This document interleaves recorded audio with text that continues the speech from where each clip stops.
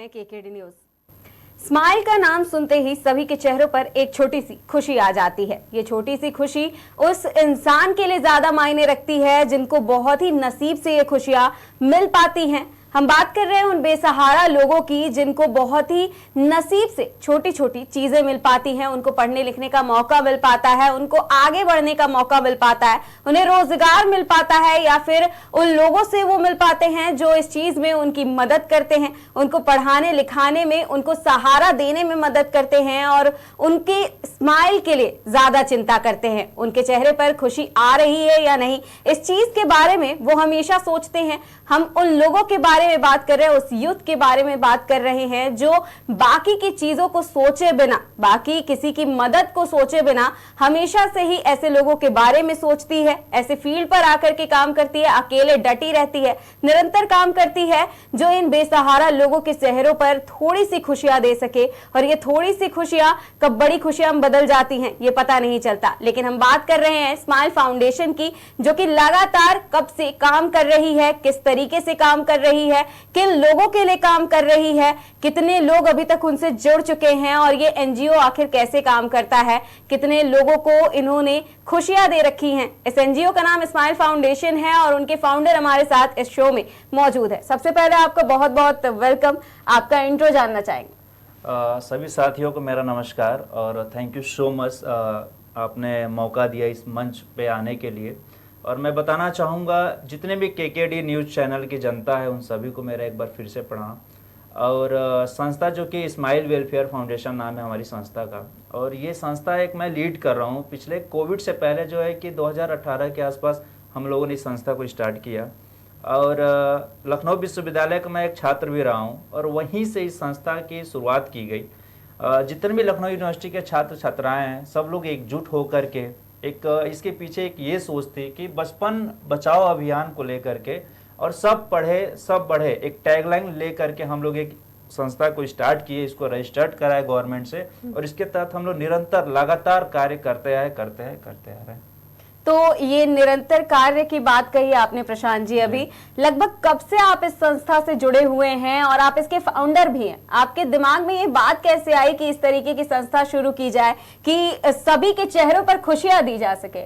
जी बिल्कुल, आप बिल्कुल सही कह रही हैं। और जहां तक मैं सोचता हूं कि खुशियां बांटने से ही मिलती हैं जी। बहुत लोग कहते हैं कि खाली हाथ आए थे और खाली हाथ जाना है, लेकिन मेरा कहना यह है कि ये गलत है।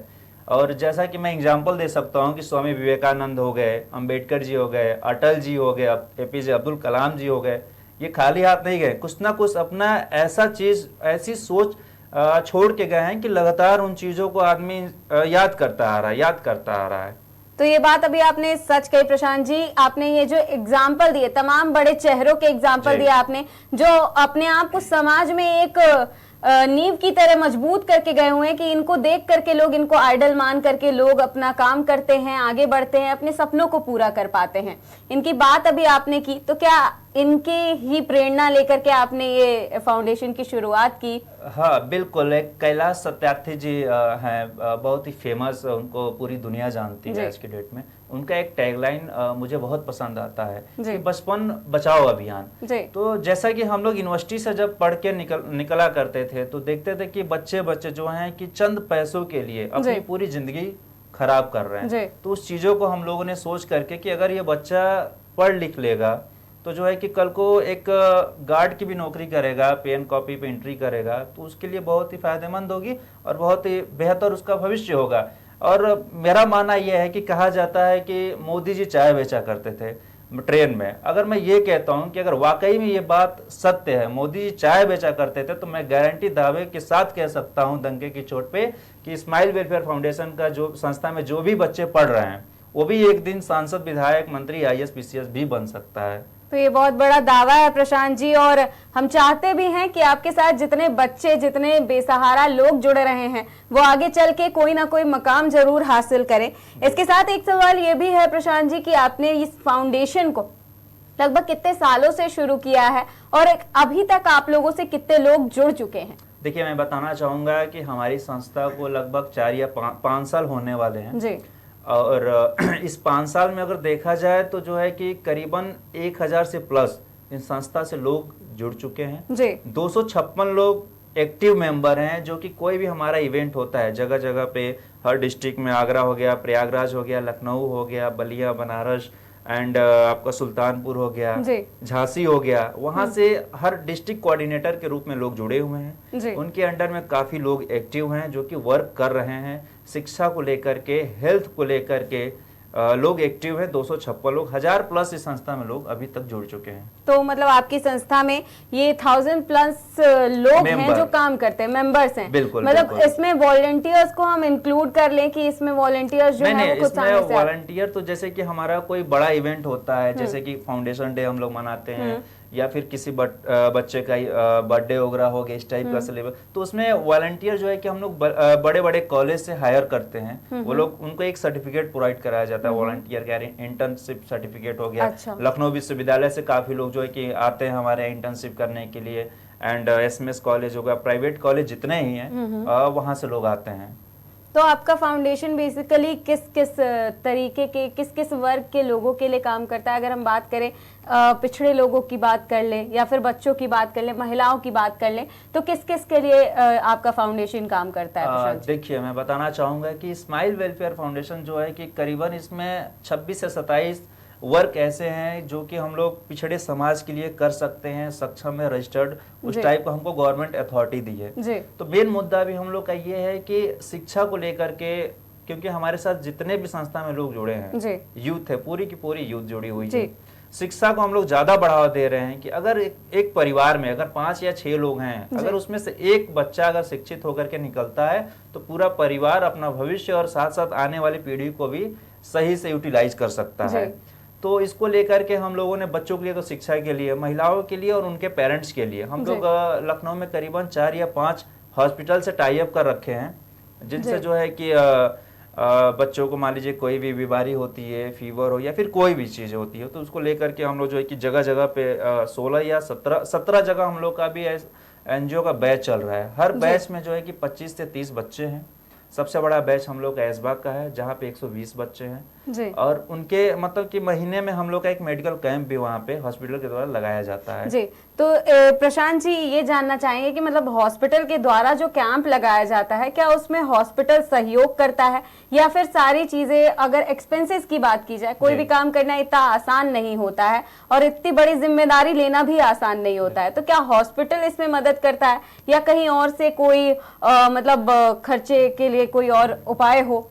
देखिए, मैं बताना चाहूँगा कि जो भी कैंप हॉस्पिटल के द्वारा लगता है जी, हम लोग के संस्था में जो है कि 4-5 ऐसे हॉस्पिटल हैं जो कि टाई अप है उनसे, उनके द्वारा फ्री ऑफ कॉस्ट कैंप लगाया जाता है जी। और रही बात की खर्चे की संस्था की, तो ऑब्वियसली अभी तक गवर्नमेंट से हम लोगों ने प्रोजेक्ट बहुत सारे हैं, लेकिन अभी तक हम लोगों ने लिया नहीं है। अब कुछ दिनों में हम लोग प्रोजेक्ट पे काम करना स्टार्ट करेंगे। तो रही बात खर्चों की, तो अगर हमारे पास 1000+ मेंबर हैं, अगर एक बैच पे कुछ पैसे मतलब खर्च आ रहे हैं, तो उसको जितने लोग जुड़े हुए, एक ग्रुप बना हुआ है, उसमें वो मैसेज आता है हम लोग के द्वारा, और वहाँ पे सारे लोग कंट्रीब्यूट करते हैं। अच्छा, मतलब एज एक टाइप से चैरिटी के थ्रू हम इन सबकी हेल्प कर पाते हैं, जो सभी लोगों की हेल्प होती है। बिल्कुल। तो ये चैरिटी जो है मतलब टाइम टू टाइम होती है, या फिर कोई इवेंट ऐसा होने वाला हो, या फिर कोई इम्पोर्टेंट काम होने वाला हो, तो ही चैरिटी का काम होता है, या फिर फिक्स्ड है? मैं बताना चाहूंगा कि जैसे छोटा छोटा इवेंट हुआ, जैसे दिवाली अभी आ रहा है, उसके बाद जो है कि होली जैसे आता है,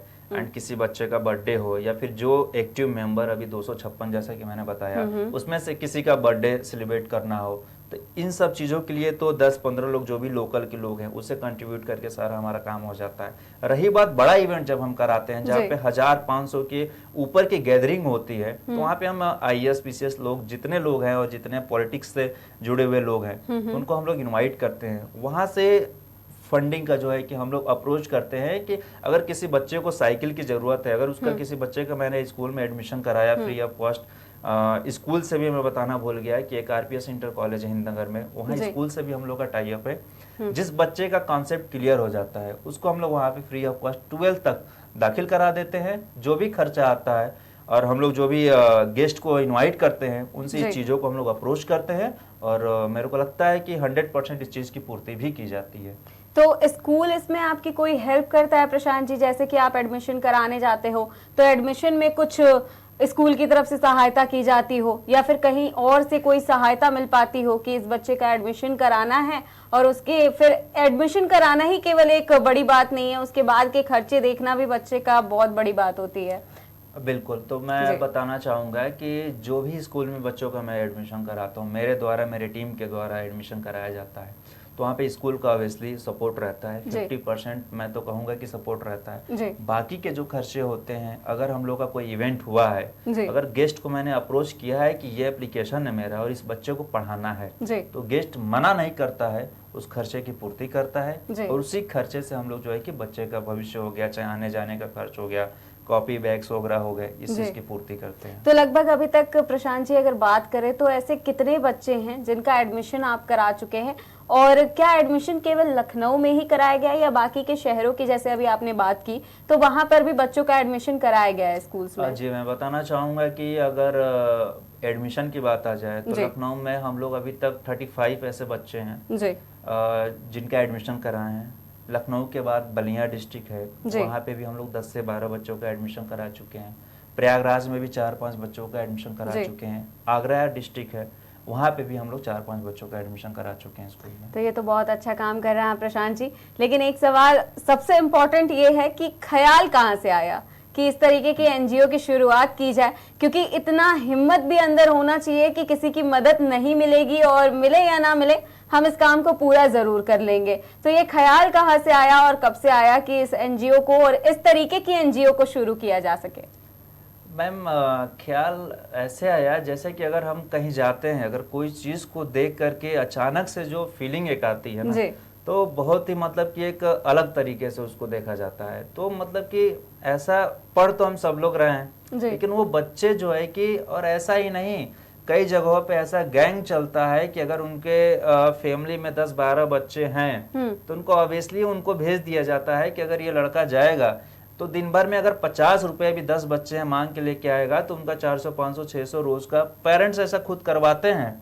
अच्छा, ऐसा हम लोगों ने इस चीज को देखा हुआ है। हाँ, हर चौराहे पे देख लीजिए या फिर किसी मॉल के आसपास देख लीजिए, वहां पे अक्सर बच्चे छोटे छोटे मिल जाएंगे। हम लोग उन बच्चों के पेरेंट्स से भी मिलने की कोशिश की और मिले भी हैं। तो लोग ये सोचते हैं कि अगर ये जाएगा तो कुछ खर्चा लेके आ जाएगा। कुछ बच्चों को ठेला पे जैसे कि फ्रूट्स वगैरह बेचना हो, चाय बेचना हो, उसके लिए पेरेंट्स अप्रोच करती है कि जाओ बेटा ये काम करो। तो इस चीज को लेकर के हम लोग पेरेंट्स से मिले, इस चीज को बताए कि जो है कि अगर आप भेज रहे हो इसको तो पेरेंट्स पढ़ाने के लिए हम लोग मतलब की बात की कि आप अपने बच्चों को हमारे पास भेजिए, उनको पढ़ाया जाए और पढ़ लिख लेगा तो कुछ अच्छा इंसान बन जाएगा, आप लोग का भी सपनों का पूरा कर सकता है।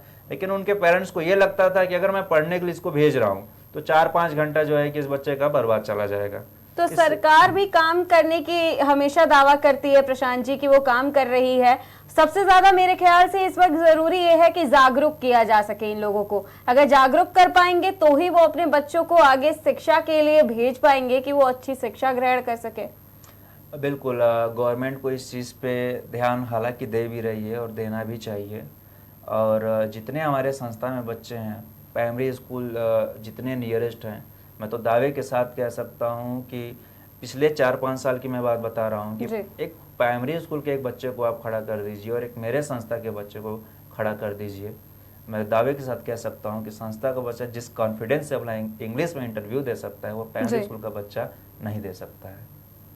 नीडी लोग ज्यादा जल्दी सीखते हैं प्रशांत जी, मतलब वो वाला एक एग्जाम्पल फिक्स यहाँ पे बैठता है और फिट बैठता है कि नीडी लोग ज्यादा जल्दी सीखते हैं और ज्यादा अच्छा सीख पाते हैं। प्रशांत जी, अगर बात करें, आपने 5 साल का ये सफर पूरा तय किया, इसमें तमाम तरीके की मुश्किलें आपके सामने आई होंगी, उतार चढ़ाव आए होंगे, कई बार खर्चों को लेकर के भी सोचना पड़ा होगा और कई बार मेंबर्स को लेकर के भी सोचना पड़ा होगा कि कैसे किया जाए अब इसको आगे, और कई सारे ऐसे सिचुएशंस बने होंगे जब दिमाग में बहुत सारी बातें आई होंगी। बिल्कुल, रही बात उतराव चढ़ाव की, तो संस्था एक चलाना एक तौर से अगर देखा जाए तो आसान भी है और तौर से ना देखा जाए तो बहुत कठिन भी है। ठीक है, तो जितने भी हमारे संस्था में एक्टिव लोग हैं वो खुद में अपने आप में एक डायरेक्टर है, खुद में अपने आप में एक फाउंडर है। कोई यहाँ पे फाउंडेशन किसी को नहीं दी जाती है, कि नहीं आप मेरे अंडर में काम कर रहे हैं, या फिर जो है कि आपका एनजीओ नहीं। किसी को ऐसा आज तक एहसास नहीं हुआ होगा कि हम किसी दूसरे के एनजीओ में काम कर रहे हैं। उनको ऐसा फील आता है कि हम अपने एनजीओ में काम कर रहे हैं, और यही एक वजह है जो कि 5 साल से लगातार अभी तक चली आ रही है। और लोग इसमें से गए नहीं है संस्था से, बाकी और लोग आए ही हैं हमारे संस्था में, जुड़ते चले गए आपसे लोग। चले आ रहे हैं। तो जाहिर सी बात है, काम इतना अच्छा होगा तो लोग जुड़ेंगे ही, आगे आएंगे ही। प्रशांत जी, अभी हम कंटिन्यू बात कर रहे थे गवर्नमेंट की। अगर गवर्नमेंट की बात की जाए तो क्या गवर्नमेंट का सपोर्ट आपको मिलता है? प्रोजेक्ट्स मिलते हैं, बट अगर सपोर्ट की बात की जाए तो ये सारे फाउंडेशन के थ्रू सभी लोगों की हेल्प करने के लिए, उनको पढ़ाने लिखाने के लिए, तो क्या गवर्नमेंट इसमें आपकी सपोर्ट करती है? अभी फिलहाल तो जो है कि संस्था का जो भी बजट हम लोग का है, खर्च जो भी आ रहे हैं, तो उसमें जो है कि प्राइवेट फंडिंग जितना हो सका है हम लोग प्राइवेट फंडिंग करा करके जो है कि बच्चों की शिक्षा को लेकर के, हेल्थ को लेकर के काम किए हैं। रही बात गवर्नमेंट की प्रोजेक्ट की, तो सेंट्रल गवर्नमेंट से एक नहीं हजारों की संख्या में प्रोजेक्ट पास होते हैं। जो एनजीओ बेहतर काम करती है उसको प्रोजेक्ट भी मिलता है। और हम लोगों को भी अभी कुछ दिन में प्रोजेक्ट, जैसा कि मैंने बताया आपको कि अप्लाई हम लोग कर रहे हैं और प्रोजेक्ट मिलेगा। तो हम लोग का मकसद ये नहीं है कि जैसे कि आज हम लोग काम कर लिए, सोशल मीडिया पे वायरल कर दिए, फिर हम लोग 1 महीना सो गए, फिर कोई इवेंट आया हम चले गए 10 लोगों को लेकर के, ऐसा हम लोग का काम नहीं है।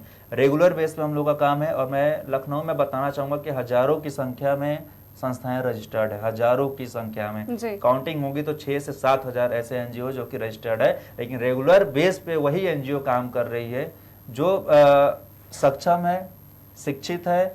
और बहुत कम ऐसी एनजीओ है, 2-4 गिने चुने ऐसे हमारे नज़र में एनजीओ है कि जो कि रेगुलर बेस पे काम कर रही है, वरना और सारी एनजीओ तो कॉपी पेन पे ही चल रही है। जी, बात सही है, क्योंकि अगर हम बात करें एनजीओज की या फिर किसी भी काम की जो फायदा लेने वाला होता है, कहीं ना कहीं लोग यही करते हैं कि वो पेपर पर दिखा करके वो फायदा ले लेते हैं।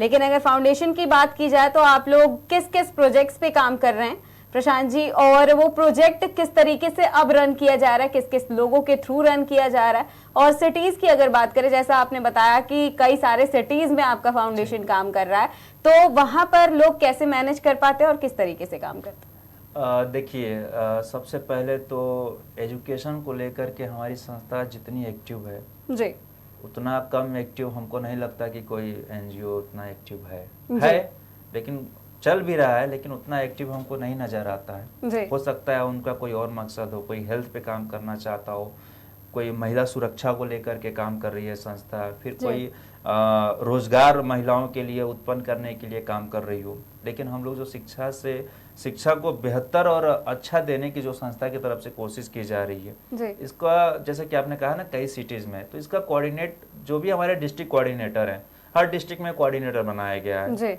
तो उसके अंडर जितने भी वर्किंग लोग हैं एक जगह डिसाइड करते हैं, वहाँ पे जितने अशिक्षित बच्चे हैं जिनको बुलाया जाता है, समझाया जाता है, आते हैं वहाँ से उन लोगों को पढ़ाया जाता है। हर डिस्ट्रिक्ट में ऐसे ही होता है। और मैं खुद भी हर दूसरे या तीसरे दिन लखनऊ में 17 जगह जो भी बैच चल रहा है हमारा, 17-18 जगह, तो वहाँ पे मैं खुद हर दूसरे या तीसरे दिन जाता रहता हूँ। हमारी टीम जो है कि लगातार सपोर्ट करे इस चीज़ों को। और मैं अपने आप को तो कुछ नहीं, लेकिन जितना मैं टीम का अपने धन्यवाद दूंगा उतना मैं खुद को भी जो है कि नहीं धन्यवाद दूंगा।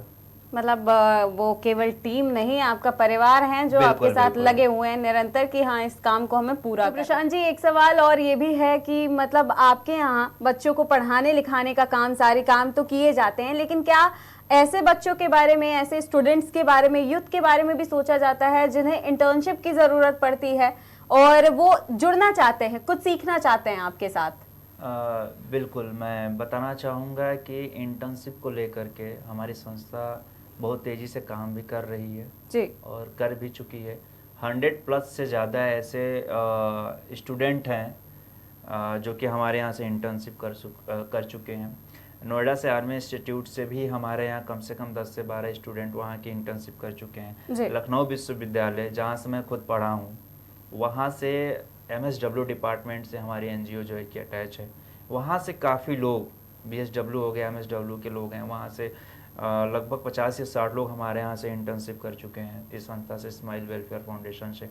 इसके बाद जो है कि जो भी प्राइवेट कॉलेज है, BTech, MTech and MBA, BCA जो कराती है जी।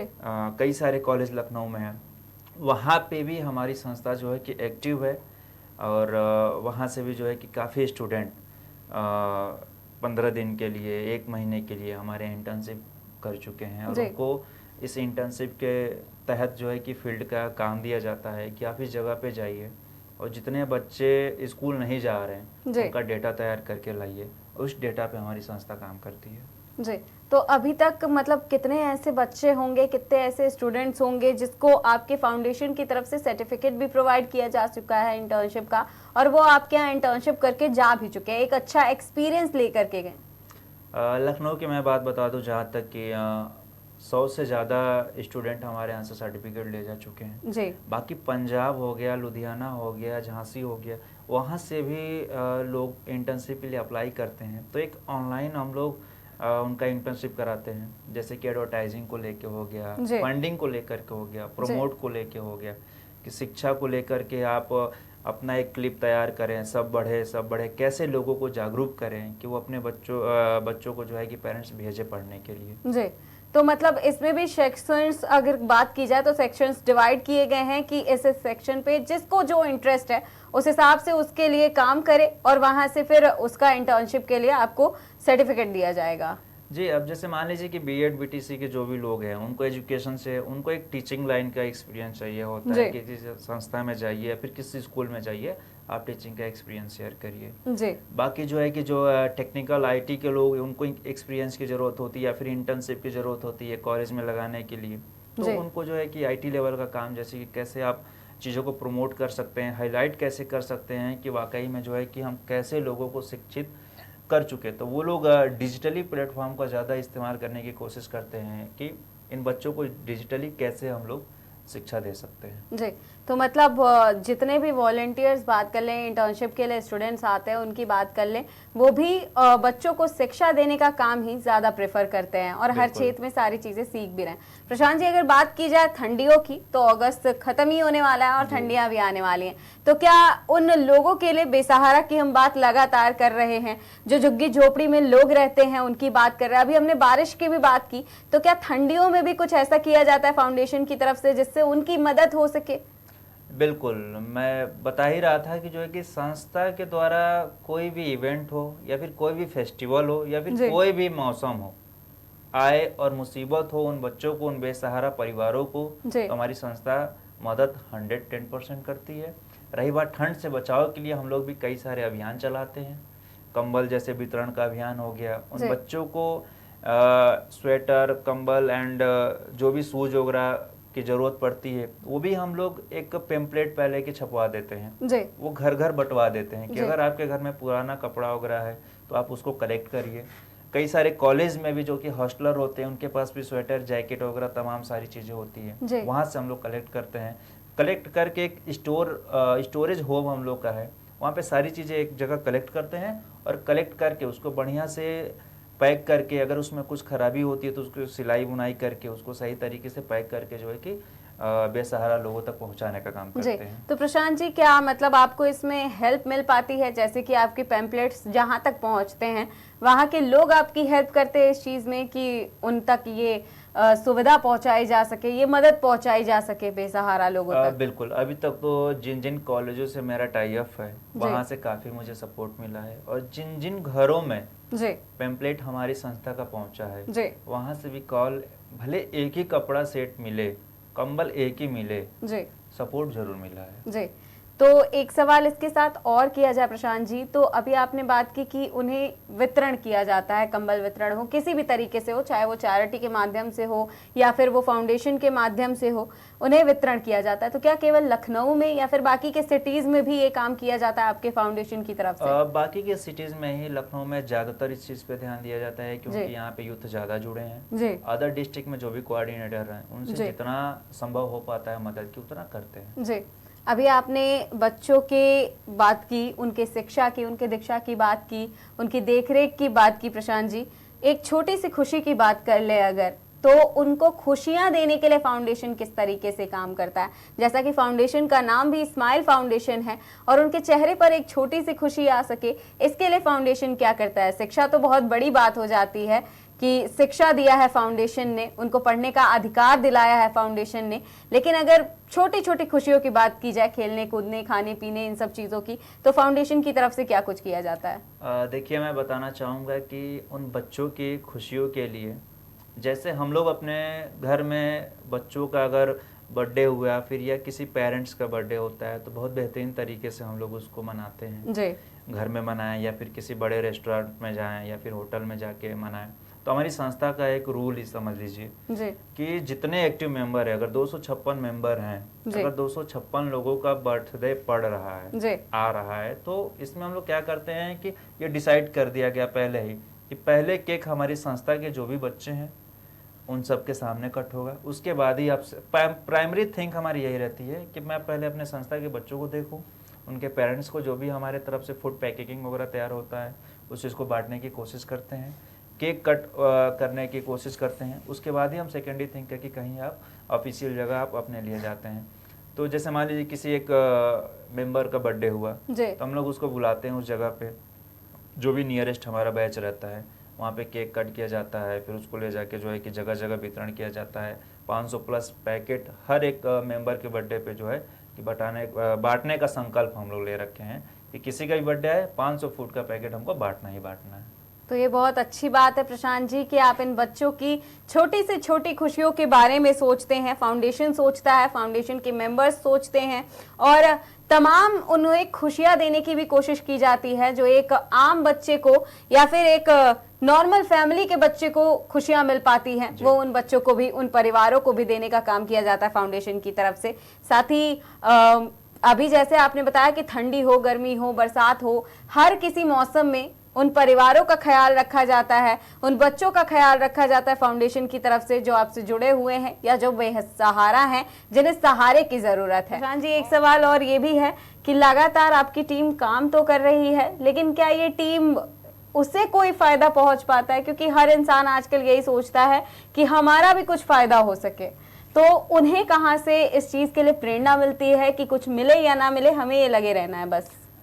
देखिए, पहली बात कि हमारी जो संस्था है निस्वार्थ भाव से जो काम कर रही है शिक्षा को लेकर के, और मुझे नहीं लगता है कि शिक्षा देने के लिए किसी खर्चे की आवश्यकता है।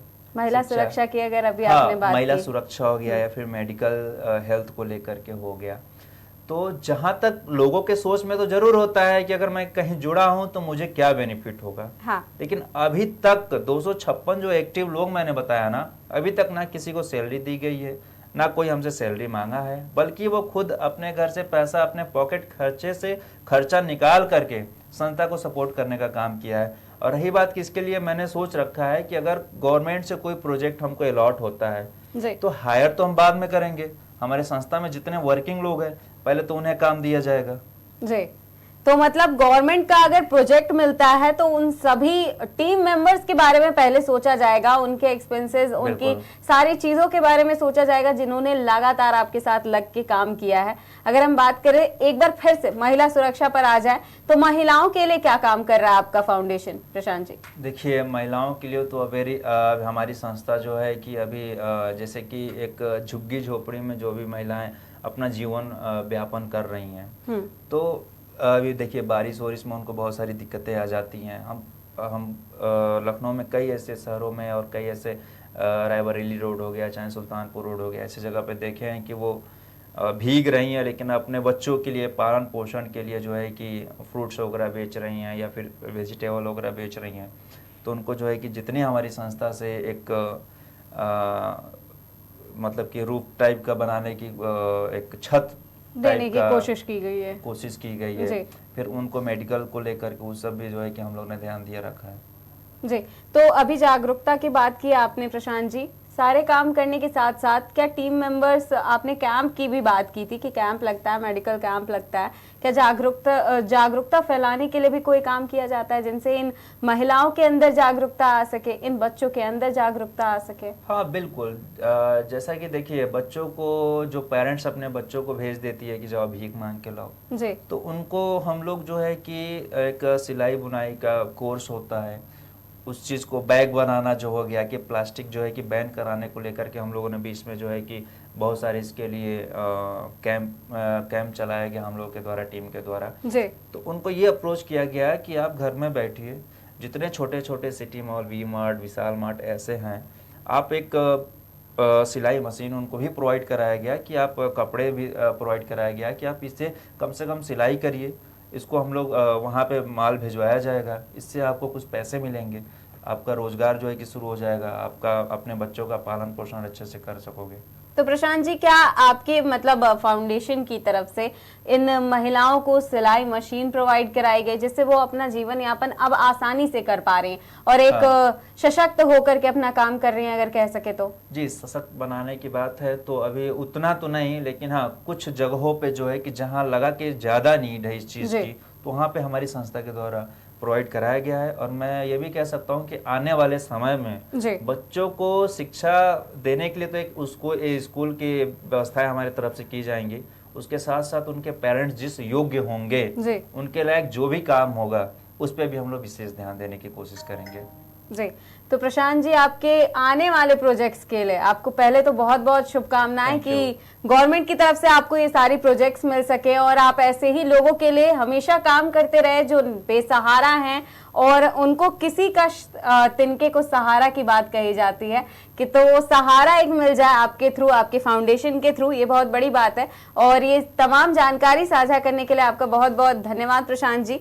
तो अभी आपने सुना स्माइल फाउंडेशन के फाउंडर को, जिन्होंने इस फाउंडेशन की शुरुआत की, इतने बड़े फाउंडेशन को वो लेकर के लगातार काम कर रहे हैं। 1000 से ज्यादा लोग उनके साथ जुड़े हुए हैं जो डेली बेसिस पे उनके साथ काम करते हैं। कई सारे सिटीज में काम किए जाते हैं फाउंडेशन के द्वारा और महिलाओं से लेकर के बच्चों से लेकर के हर उस वर्ग के लिए सोचा जाता है जो शायद ही कभी कुछ अच्छा अपने लिए कर पाते हो, जिनके सर पे छत नहीं है, उनको छत देने का काम भी इस फाउंडेशन के द्वारा किया गया है। महिलाओं को सशक्त ना बना सकने में अगर कामयाब नहीं रही है तो उन्हें एक छोटी सी खुशी देकर के, उन्हें सिलाई मशीन देकर के ही उन्हें अपने रोजगार के लिए खुद से काम करने के लिए सहारा बनी है ये फाउंडेशन। इसी के साथ अगर बच्चों की बात करते हैं तो बच्चों को पढ़ाने से लेकर के उनके हर एक छोटी चीजों का ख्याल रखने का काम भी स्माइल फाउंडेशन द्वारा किया जा रहा है। उनकी खुशियों का ख्याल रखा जा रहा है स्माइल फाउंडेशन के द्वारा और उनके पढ़ाई लिखाई के लिए अभी फिलहाल तो कोई सहारा नहीं मिल पा रहा है सरकार की तरफ से, लेकिन उम्मीद की जा रही है कि सरकार इस चीज पर जरूर ही एक बार नजर डालेगी और मदद करेगी स्माइल फाउंडेशन की कि इस तरीके से बेसहारा बच्चों की, महिलाओं की और आगे चल के मदद की जा सके और ये फाउंडेशन और भी ज्यादा आगे जा सके और तमाम लोगों के लिए, तमाम बेसहारा के लिए सहारा बन सके। तो इस फाउंडेशन का हम चाहते हैं कि आगे चल के और भी ज्यादा लोग जुड़े इस फाउंडेशन के साथ और तमाम तरीके की और मदद की जा सके फाउंडेशन के द्वारा। फाउंडेशन को गवर्नमेंट का सपोर्ट भी मिल सके, ये चैनल भी चाहता है। साथ ही फाउंडेशन की तरफ से ये अपील भी है कि फाउंडेशन को ये हेल्प मिल सके कि वो लोगों की हेल्प कर सके, बेसहारा का सहारा बन सके। तो अभी के लिए फिलहाल इतना ही। नमस्कार, मैं सोनाली और आप देख रहे हैं केकेडी न्यूज।